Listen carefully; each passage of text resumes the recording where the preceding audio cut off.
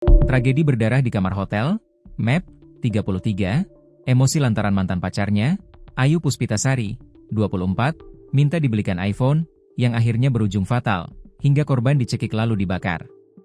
Kasus pembunuhan sadis yang menimpa ibu rumah tangga itu langsung menggemparkan warga Kabupaten Muara Enim, Sumatera Selatan. Korban dianiaya secara brutal hingga tewas di dalam kamar penginapan oleh Map. Lebih sadisnya lagi, setelah memastikan korban sudah tidak bernyawa, Map tega membakar jasad Ayu di tepi sungai demi menghilangkan jejak kejahatan biadabnya tersebut. Kasus memilukan ini pun menambah daftar panjang kerentanan kaum perempuan terhadap tindakan kekerasan fatal, femisida, yang justru dilakukan oleh orang-orang terdekat mereka. Peristiwa tragis ini diketahui bermula pada Minggu, 24 Mei 2026.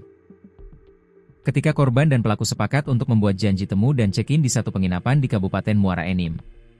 Siapa sangka, pertemuan rahasia tersebut malah berujung pada konflik panas dan tindakan kekerasan fisik yang berakibat hilangnya nyawa korban.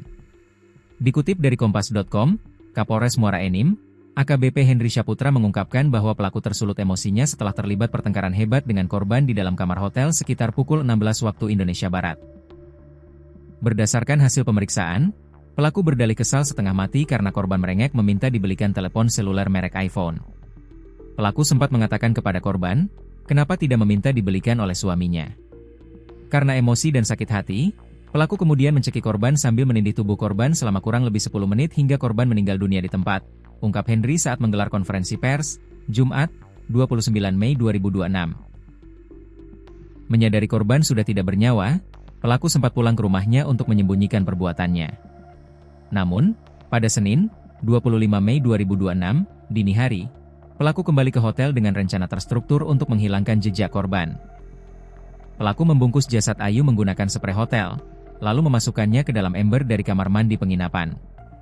Menggunakan mobil Honda Brio berwarna merah, pelaku membawa jasad korban menuju kawasan Jalan Baru dekat Jembatan Enim 3, Desa Karangraja.